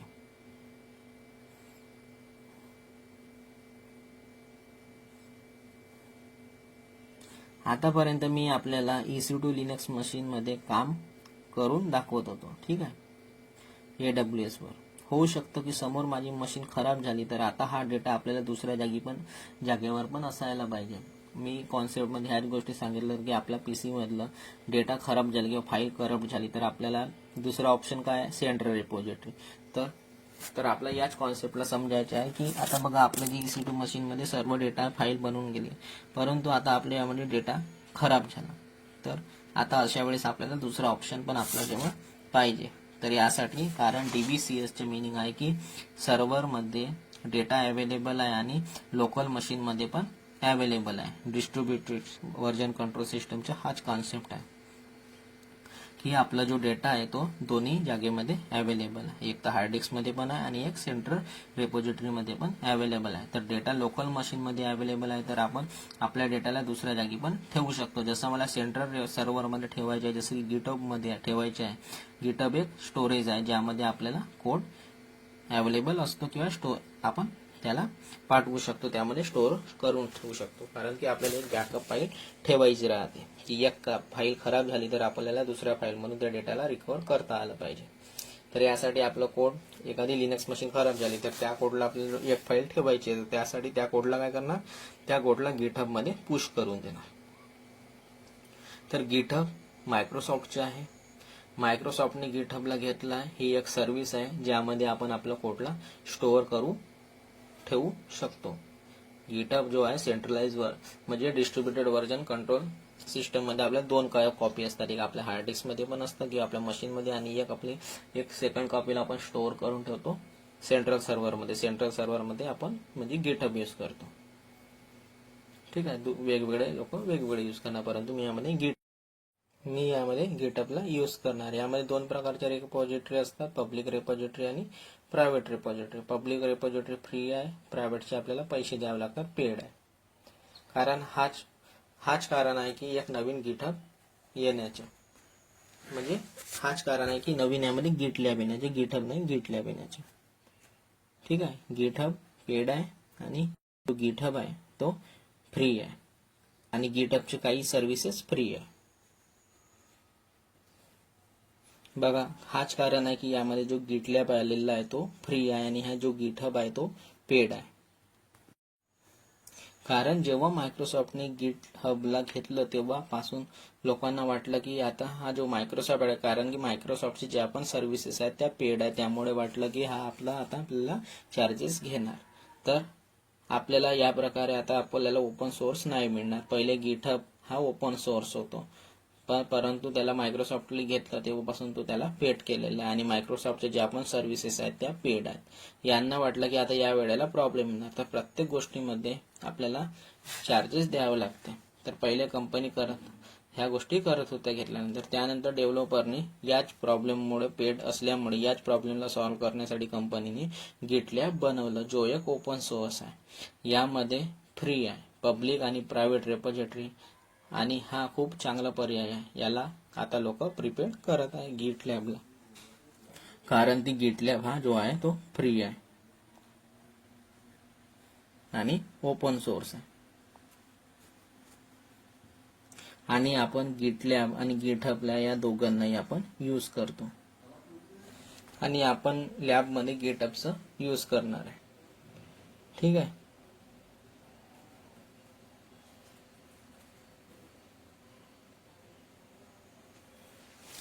आणि आता गिटलॅब जो आहे फ्री असल्यामुळे त्याला गिटलॅबला पण लोक प्रिफेअर करतात आणि हा खूप चांगला पर्याय आहे. कारण की ओपन सोर्स आहे आणि फ्री आहे. आणि गिटहबसाठी आपल्याला पैसे पे करावे लागतात, म्हणजे चार्जेस द्यावे लागतात, परंतु गिटहबच्या ज्या काही सर्व्हिसेस आहेत त्या फ्री आहे. म्हणून यामध्ये गिटहब आणि गिटहबला आपण कोणाला पण यूज करू शकतो, आपल्या रिक्वायरमेंटनुसार आपण यूज करतो. परंतु आपण जे लॅब करणार आहे त्यामध्ये गिटहबला यूज करणार. तर आता आपल्याला गिटहब मध्ये काय करायचं आहे की आपण आपल्या लोकल रिपॉझिटरी मध्ये काम करत होतो की काम आपलं होऊन देणार, त्यानंतर आपल्याला त्या कोडला पुश करायचे आहे कुठे? गिटहब मध्ये. गिटहब काय? आपली सेंट्रल रेपॉझिटरी आहे. तर आपण त्या कोडला, जशी जी एक कॉपी आहे त्या कोडला आपल्याला सेंट्रल रेपॉझिटरी मध्ये पाठवायचे आहे, तर त्याला आपण पुश म्हणतो. पुश म्हणजे त्या कोडला आपण पाठवत आहे गिटहब मध्ये. म्हणजे पुश म्हणजे कोडला पाठवणं गिटहब मध्ये, त्याला आपण पुश म्हणतो. पुश म्हणजे ढकलणं. जसं दरवाजाला आपण ढकलतो त्याला पुश म्हणतो. बघा कोणत्या दुकानात ग्लासमध्ये जो काचचा जो दरवाजा राहतो त्याच्यामध्ये पुश आणि पुल लिहिला राहतो. परंतु ते कॉन्सेप्ट जेव्हा डेव्हलप शिकाल पूल आणि पूलचे कॉन्सेप्ट, तेव्हा आपल्याला ह्या कॉन्सेप्ट, आपल्याला पूल आणि पुशचे कॉन्सेप्ट समजून येणार की पुश म्हणजे ढकलणे आणि पूल म्हणजे ओढणे. म्हणजे पुश म्हणजे काय असतो की पुश म्हणजे जो आहे त्याला आपण ढकलत आहे म्हणजे अपलोड करत आहे, आणि पूल म्हणजे डाउनलोड करत आहे. आपल्याला गिटहब मध्ये अकाउंट बनवायचे आहे, त्याच्या थ्रू आपल्याला अकाउंट क्रेडेन्शियल देणार, त्यानंतर आपल्याला ऑटोमॅटिक आपण त्यामध्ये कनेक्ट होऊन देणार. यामध्ये आपल्याला इंटरनेटची गरज पडणार आहे, कारण गिटहब कुठल्या दुसऱ्या जागी ठेवलेला आहे आणि त्याला आपल्याला ऍक्सेस करायचे आहे. आणि ह्या गोष्टी आपल्याला माहिती असणार की आपल्याला दुसऱ्या जागेवरून ऍक्सेस करायचे असेल तर आपल्याला इंटरनेटची गरज राहते. तर आता पुश आणि पुशचे जो कॉन्सेप्ट आहे तो आपल्याला समजला असणार. तर आता यामध्ये जी आपली लोकल मशीन आपल्या प्रिमायसेस मध्ये आहे, आपल्या ऑफिस मध्ये आहे, आता आपल्याला गिटहब सोबत कनेक्ट करायचे आहे, तर आपल्याला यामध्ये इंटरनेटची गरज पडणार. डेटाला यामधून गिटहब मध्ये सेंड करण्यासाठी. ठीक आहे. आपण लोकल मशीन मधून आपण त्या डेटाला कुठे पुश करत आहोत? सेंट्रल रेपॉझिटरी म्हणजे गिटहब मध्ये पुश करत आहे. तर यासाठी आपल्याला इंटरनेटची गरज पडणार आहे, कारण की दुसऱ्या लोकेशन मध्ये ऍक्सेस करण्यासाठी आपण कधी इंटरनेटचा यूज करतो. बघा गुगलला आपण यूज करण्यासाठी इंटरनेटचा यूज करतो. विदाउट इंटरनेट आपण AWS ला पण ऍक्सेस नाही करू शकत. ठीक आहे. आपण आपल्या सर्व कोडला आपण पुश करून देणार गिटहब मध्ये. यामध्ये आपली रेपॉझिटरी बनली असणार. यामध्ये आपण पुश करणार आणि यामध्ये आपलं कोड पुश केल्यानंतर यामध्ये गिटहब मध्ये आपलं कोड येऊन देणार.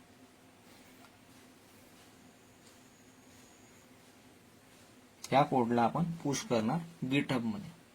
यासाठी कमांड राहते git पुश, आणि ज्यामध्ये आपण गिटहब मध्ये पुश करत आहे तर त्या गिटहबच्या URL गिटहब मध्ये गेल्यानंतर कोडच्या ब्लॉक मध्ये आपल्याला त्याचे URL शो होऊन जाणार. तर लिनक्स मध्ये कमांड यूज करणार git पुश आणि त्या गिटहबचे URL, तर त्यामध्ये आपलं कोड अपलोड, म्हणजे जो काही कोड आहे तो अपलोड होऊन जाणार. म्हणजे आपला कोड जो आहे तो पुश होऊन जाणार योग्य रीतीने. ठीक आहे. आता आपला कोड कुठे अवेलेबल आहे लोकल रेपो मध्ये? यामध्ये ऍक्च्युली आपण त्यासाठी यामध्ये आपली ऍक्च्युली ब्रँच बनली असणार. जेव्हा आपण स्टेजिंग एरिया मधून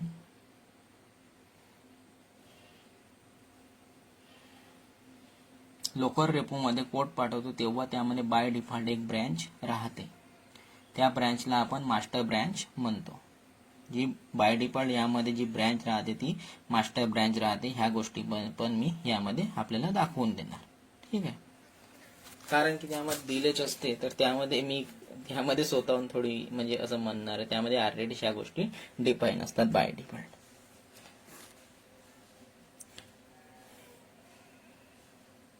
आणि लोकल रेपो मध्ये एक डिफॉल्ट ब्रँच बनली राहते, त्याचे नाव राहते मास्टर ब्रँच. आपण जेव्हा पहिला कमिट करणार स्टेजिंग एरिया मधून लोकल रेपो मध्ये कमिट करणार, तर तो ब्रँच मध्ये त्या ब्रँच मध्ये येणार. ऍक्च्युली तो कोड मास्टर ब्रँच मध्ये येणार.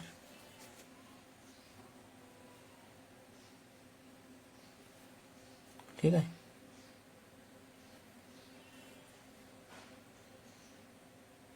बघा यामध्ये करून देत आहे. जे काही जो कोड येणार तो मास्टर ब्रँच मध्ये येणार.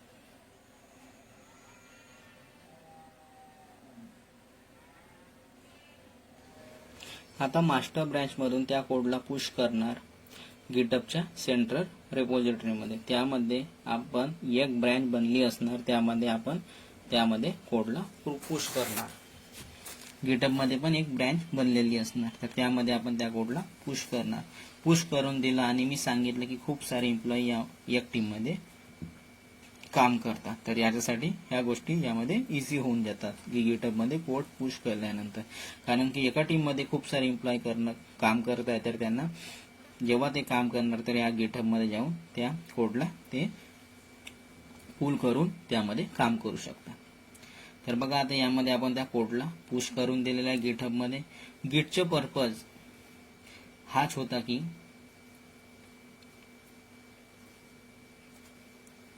आपण डिस्ट्रीब्युटेड व्हर्जन कंट्रोल सिस्टम आहे,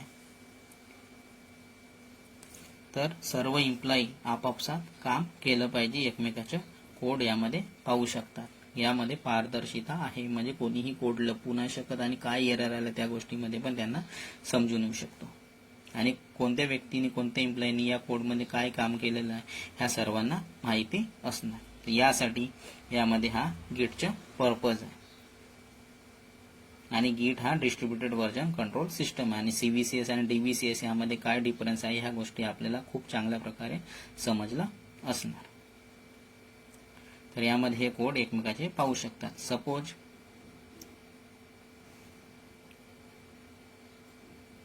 सपोज यामध्ये एका व्यक्तीने दिवसा काम केलं आणि कोड फायनल झाला, तर त्याने गिटहब मध्ये त्या कोडला अपलोड करून दिलं.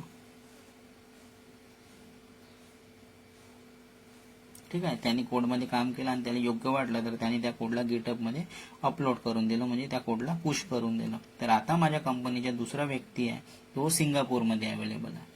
तर त्यांनी पण त्या सिंगापूरमध्ये EC2 लिनक्स मशीन मध्ये काम करण्यासाठी त्यांनी EC2 लिनक्स मशीन बनवलेली आहे. तर त्याच्याजवळ पण 3 एरिया आहे. त्यांनी पण गिट इनिट केलेलं आहे, म्हणजे त्यांनी पण गिटला इन्स्टॉल केलेलं आहे. तर त्यामध्ये त्याच्याजवळ ह्या 3 एरिया पण आहे. त्याच्याजवळ पण वर्किंग डायरेक्टरी, स्टेजिंग एरिया आणि लोकल रेपो ह्या गोष्टी पण त्याच्याजवळ आहे सिंगापूर लोकेशनमध्ये. ठीक आहे, एका लोकेशनमध्ये आपण काम करतो हार्ड डिस्कमध्ये स्टोअर ठेवलं असतं, परंतु आपल्याला मल्टिपल लोकेशन त्यामध्ये आपल्याला काम करता, तर आपल्याला त्या सेंट्रलाइज सर्व्हरमध्ये आपल्याला त्या कोडला अपलोड करावं लागणार, म्हणजे पुश करावं लागणार. तेव्हा वेगवेगळ्या लोकेशनची एम्प्लॉई काम करू शकणार. याच्यासाठी डिस्ट्रीब्युटेड व्हर्जन सिस्टम खूप प्रकारे काम करतो. तर त्यांनी पण सिंगापूर लोकेशनमध्ये लिनक्स मशीनमध्ये गिटहबला इन्स्टॉल केलेलं आहे. तर बघा, वर्किंग डायरेक्टरी, स्टेजिंग एरिया आणि लोकल रेपो ह्या 3 गोष्टी आहेत. आणि यामध्ये मास्टर ब्रँच पण राहणार डायग्राम मध्ये. ठीक आहे, आणि जे डिफॉल्ट ब्रँच राहते ती मास्टर ब्रँच राहते. ठीक आहे, ह्या गोष्टी लक्षात ठेवा. आणि यामध्ये पण मास्टर ब्रँच बनून जाणार. यामध्ये जे पण काम करणार ते मास्टर ब्रँच मध्ये करणार. आणि लोकल रेपो मध्ये मास्टर ब्रँच आहे. आता सिंगापूरच्या एम्प्लॉईनी जो टायमिंग वेगळा आहे. आता हा व्यक्ती त्या ऑफिसमध्ये आला, आता त्यांनी पाहिलं की आता मला काम करायचं आहे, तर हा काय करणार की हे सर्व मिळून काम करतात. तर याला माहिती झालं पाहिजे की या व्यक्तीने यामध्ये एवढं काम केलेलं आहे, तर आता मला याच्या समोरचं काम करायचं आहे. तर हा काय करणार की गिटहब मधून त्या कोडला पुल करणार. जो काही कोड आहे त्या कोडला तो पुल करणार, म्हणजे डाउनलोड करणार. ज्याला पण काही काम करायचं आहे तो सेंट्रल सर्व्हरमध्ये म्हणजे गिटहब मध्ये जाऊन त्या कोडला डाउनलोड करणार, म्हणजे पुल करणार. तर ही जी गोष्ट आहे ही वर्किंग डायरेक्टरी प्लस स्टेजिंग एरियामध्ये येऊन जाणार, म्हणजे कोड येऊन जाणार. आणि लोकल रेपो मध्ये पण येऊन जाणार. तर हा कोड आपल्याला ह्या 3ही जागी शो होऊन जाणार, वर्किंग डायरेक्टरी, लोकल रेपो आणि स्टेजिंग एरिया. तर लॉजिकली ही एकच कॉपी आहे, एकच कोड आहे. हा पूर्ण लोकल रेपोचा आहे. ही एकच डायरेक्टरी आहे, डॉट गिट रेपोजिटरी. ठीक आहे, यामध्ये बघा पुश आणि पुलचं जो गिटचं म्हणजे जे बनवली आहे डायग्राम, तर यामध्ये पण पाहू शकता. ठीक आहे,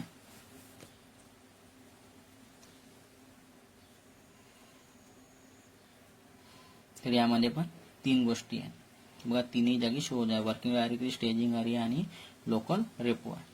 तर ही एकच डायरेक्टरी आहे, डॉट गिट रेपोजिटरी मध्ये. ठीक आहे,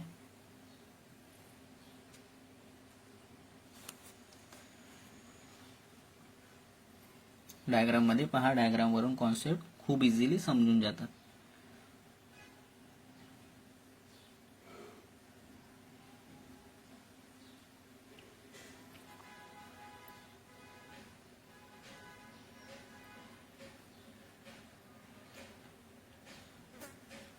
आणि लॉजिकली एकच कॉपी आहे. हा पूर्ण लोकल रेपोचं आहे. ही एकच डायरेक्टरी आहे, डॉट गिट रेपोजिटरी मध्ये. ठीक आहे.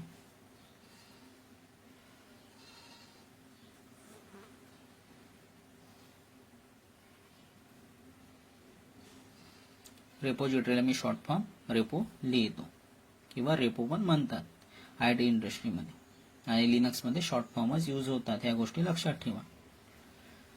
आता जसंही पूल करणार तर हा सर्व कोड गिटहब मधून सिंगापूरमध्ये येऊन जाणार. सिंगापूरमध्ये म्हणजे त्या लिनक्समध्ये मशीनमध्ये येऊन जाणार जसंही त्या कोडला पूल करणार. तर फर्स्ट टाइम जेव्हा पण आपण त्या कोडला पूल करतो तर सर्व कोड त्यामध्ये येऊन जातो. पहिल्यांदाच तो पूर्ण कोड येणार. ठीक आहे. फर्स्ट टाइम जेवढा पण कोड आहे तो फर्स्ट टाइम पूर्ण कोड येऊन जातो पूल करतो तेव्हा. आता त्याच्याजवळ ऑलरेडी हा कोड येऊन गेला, तर जो कोड त्यांनी लिहिलं होतं तो त्याच्याजवळ येऊन गेलेला आहे. आतापर्यंत कोण कोण काय केलं तो सर्व कोड फर्स्ट टाइम त्याच्याजवळ येऊन जाणार. तर याच्याजवळ जो काही सर्व कोड आहे तो यामध्ये येऊन गेलेला आहे सिंगापूरमध्ये. आता सिंगापूरवाल्यांनी यामध्ये आपलं कोड ऍड करून दिलं आणि यांनी आपलं काम पूर्ण केलं. सर्व कोड यांनी अपडेट केलं. यांनी काही यामध्ये नवीन काही काम पण केलेलं आहे. तर यांनी जाण्याच्या वेळेस पुन्हा जो कोड आहे त्यांनी सर्व प्रोसेस सिंगापूरमध्ये केलं. वर्किंग डायरेक्टरीमध्ये ऍड केलं, स्टेजिंग एरियामध्ये पण कमिट केलं. नंतर त्यांनी बघा वर्किंग डायरेक्टरी मधून स्टेजिंग एरियामध्ये त्या कोडला ऍड केलं, त्यानंतर त्यांनी कमिट केलं लोकल रेपोमध्ये. प्रोसेस बाय प्रोसेस त्यांनी काम केलं. आता कमिट केल्यानंतर जेव्हा हा कोड येऊन गेला तर त्यांनी त्या कोडला गिटहबमध्ये पुश करून दिलेला आहे. कारण की यांचं काम झालं तर आता दुसऱ्या टीमला पण माहिती झाली पाहिजे, टीमच्या एम्प्लॉईला. त्यासाठी त्यांनी त्या कोडला गिटहबमध्ये पुश पण करून दिला. ठीक आहे. तर पुश केल्याने काय होणार की आता ही फाईल होती अपडेट होऊन जाणार आणि सिंगापूरवाल्यांनी जो काम केलं तो यामध्ये येऊन जाणार. सिंगापूर म्हणजे सिंगापूरची जे काही मेंबर आहेत त्यांनी जो काम केलं तो पण येऊन जाणार. ठीक आहे. एम्प्लॉईला समजा त्यामध्ये जो काही सिंगापूरचे एम्प्लॉई आहे जो काही त्यांनी काम केलं तो त्यामध्ये गिटहबमध्ये आता येऊन गेलेला आहे. आता जेव्हा हा काम यामध्ये येऊन गेला तर आता मुंबईवाला व्यक्ती आला तर हा काय करणार, आता हा पुन्हा कोडला पूल करणार आणि हा पूल करणार तर काय होणार, तर जो काही कोड गिटहब मध्ये होतो तो मुंबईमध्ये अपडेट होऊन जाणार. सपोज मुंबईवाल्यांनी कोड पूल केला तर यामध्ये तो अपडेट होऊन जाणार. तर याच्याने काय झालं की आता यामध्ये सर्व काम मुंबईवाल्या व्यक्तीला नाही करावं लागत आहे. काही काम मुंबईवाले व्यक्ती करत आहे आणि काही काम सिंगापूरवाला जो एम्प्लॉई आहे तो करत आहे. तर सर्व काम यामध्ये कॉन्ट्रीब्युशन मध्ये होऊन गेलं कामाचं. तर यामध्ये मुंबईवाल्यांनी कोड लिहिलं तर हा कोड पुश करणार आणि आता सिंगापूरवाल्यांनी जो काही काम केलं कोडला पूल करणार आणि त्यामध्ये त्याला कोड जो काही पूल केल्यानंतर त्याला जो कोड शो होणार तर त्यामध्ये अपडेट करून हा पुन्हा कोडला पूल करणार. तर या प्रकारे ही जी प्रोसेस आहे ही प्रोसेस फास्ट होणार. ठीक आहे. जसं मुंबईवाल्या काम करायचे, जसं सिंगापूरवाल्या व्यक्तीने काम केलं तर त्याने काम केल्यानंतर त्या कोडला पुश करून दिलं गिटहबमध्ये. आणि आता मुंबईवाल्याला काम करायचं तर मुंबईवाला त्या कोडला पूल करणार, डाउनलोड करणार आणि आपलं काम केल्यानंतर त्या कोडला पुन्हा पुश करून देणार. यामध्ये जे प्रोसेस आहे ती फास्ट पण होऊन जाते आणि त्या एम्प्लॉईमध्ये जे काही काम करायचे आहे ते सर्वांना माहितीही राहते आणि यामुळे ही प्रोसेस फास्ट झालेली आहे. या प्रकारे एम्प्लॉई काम करतात आणि गिटहबमध्ये अपलोड करू जातात आपलं काम झाल्यानंतर. यामध्ये एक गोष्ट आहे की जेव्हा या कोडला ऍड करतात, ठीक आहे, गिटहबमध्ये आपलं काम झालं की अपलोड करतात. आता यामध्ये एक गोष्ट आहे की जेव्हा या कोडला ऍड करतात तेव्हा सर्वांची आपापली यामध्ये कमिट आयडी असणार. जेव्हा पण जो पण कोड त्यामध्ये अपलोड करणार तर त्यामध्ये त्याची एक कमिट आयडी राहणार. जेव्हा तो ऍड करतात तेव्हा त्यामध्ये सर्वांची एक कमिट आयडी राहणार त्या कोडची. त्या सर्वांची कोडनुसार वेगवेगळी कमिट आयडी राहणार. आपल्याला यामध्ये जो डेटा पाहायचा असेल तो डेटा आपण या चेक करू शकता या कमिट आयडीने आणि कमिट आयडी वेगवेगळी राहते.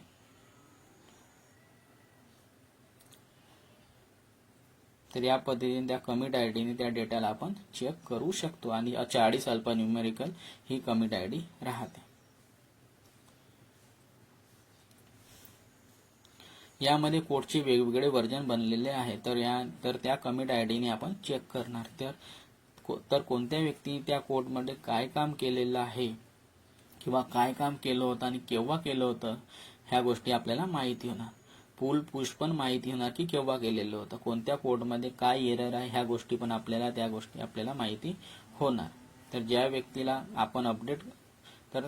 व्यक्तीला आपण अपडेट पण करू शकता की सर्व गोष्टी यामध्ये माहिती असतात, तर आपण त्यांना अपडेट पण करू शकतो. ठीक आहे, की कोणी काय काम केलं आणि कोणत्या फाईलमध्ये छेडछाड केले, काय केले ह्या गोष्टी यामध्ये या कमिट आय डीने आपल्याला माहिती होऊन जाते. कारण की commit I D he unique राहते आणि 40 अल्फान्यूमेरिकल राहते. तर यामुळे ह्या कमिट आय डीमुळे आपल्याला ह्या सर्व गोष्टी आपल्याला माहिती होणार. तर ही एक पूर्ण प्रोसिजर आहे गिटची, जी आपल्याला समजलं असणार. आता ह्या टर्म आहेत जे की आपल्याला सांगून दिलेलं आहे, याच्या टर्म आणि कमांड आपण यूज करणार आहे. तर आपल्याला आता ही प्रोसिजर समजली असणार की कशा पद्धतीने कॉन्सेप्ट आहे आणि कशा पद्धतीने ह्या टर्म आहे. तर ह्या गोष्टी आता आपल्याला खूप चांगल्या पद्धतीने समजल्या असणार की ॲड कशाला म्हणतात, कमिट कशाला म्हणतात, काय गोष्टी होतात, पुल पुश कॉन्सेप्ट काय आहे ह्या गोष्टी पण समजणार आहे. आणि पुल पुशवर एक व्हिडिओ पण अपलोड करून देणार आहे. पुशचं मिनिंग आहे ढकलणं, सेंट्रल रेपॉझिटरीमध्ये म्हणजे गिटहबमध्ये पाठवणं. आपल्या लोकल म्हणजे आपल्या कम्प्युटरमधून म्हणजे आपले जे काही ब्रँच आहे किंवा आपली जी लिनक्स मशीन आहे त्यामधून आपण त्या कोडला सेंट्रल रेपॉझिटरीमध्ये अपलोड करत आहे, म्हणजे पुश करत आहे, ढकलत आहे.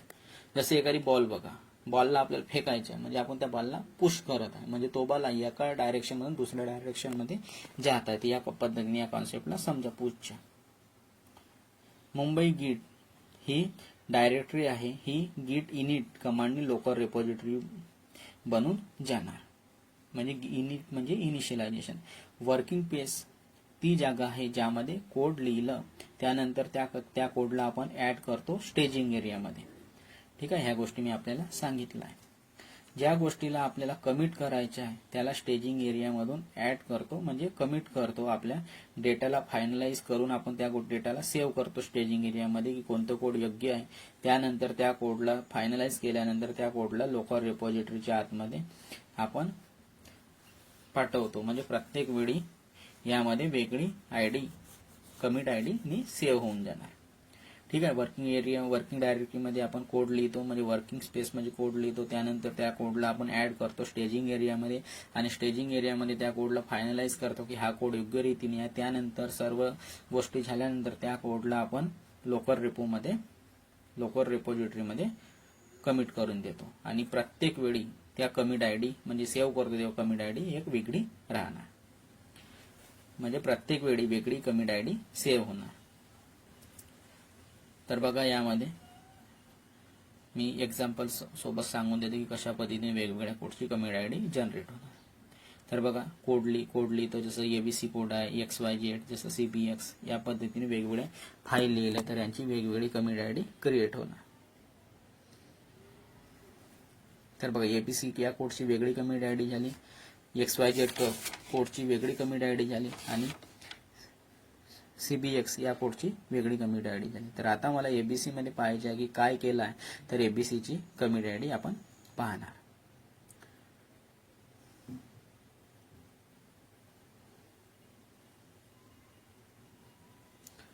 तर व्हर्जन कंट्रोलचा हाच फायदा आहे की आपण आपल्या सिस्टममध्ये पण व्हर्जन करू शकता. जनरली आपण काय करत होतो की आपण यामध्ये स्नॅपशॉटचं मिनिंग आहे की बघा, यामध्ये स्नॅपशॉटचं मिनिंग आहे की एक समजायची गोष्ट आहे. आपण नॉर्मली विना गिटचं व्हर्जनिंग करत आहोत, तर व्हर्जन कसं कंट्रोल करू शकतात.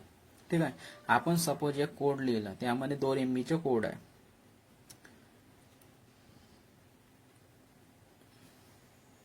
यांना स्नॅपशॉट नेहमी इन्क्रिमेंटल असतो, म्हणजे जे काही नवीन असतो त्याच गोष्टी त्यामध्ये ऍड केलेल्या जातात. तर नॉर्मली विना गिटचे व्हर्जनिंग करत आहोत, तर व्हर्जन कशा प्रकारे कंट्रोल करू शकतात तर पहा यामध्ये.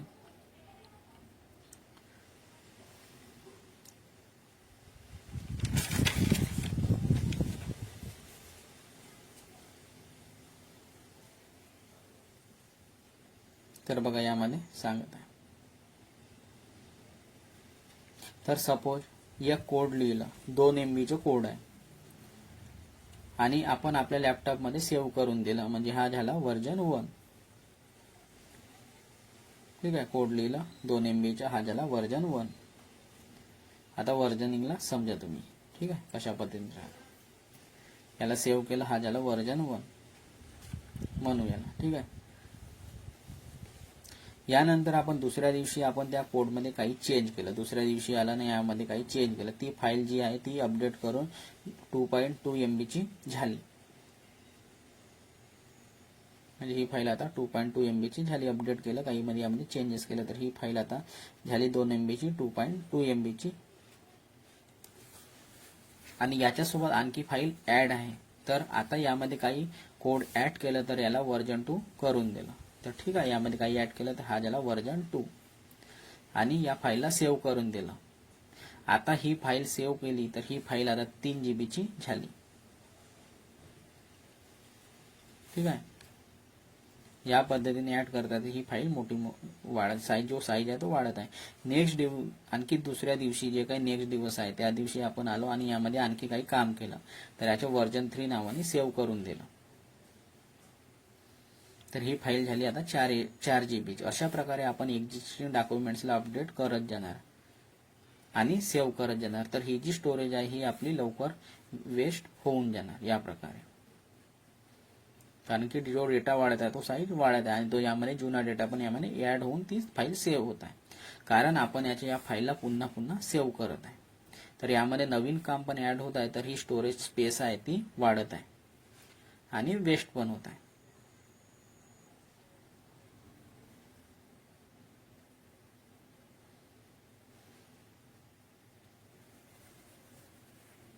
आणि या पद्धतीने आपण त्या फाईलला सेव्ह पण करत आहे आणि प्रत्येक वेळी सेम फाईलला आपण सेव्ह करत आहे.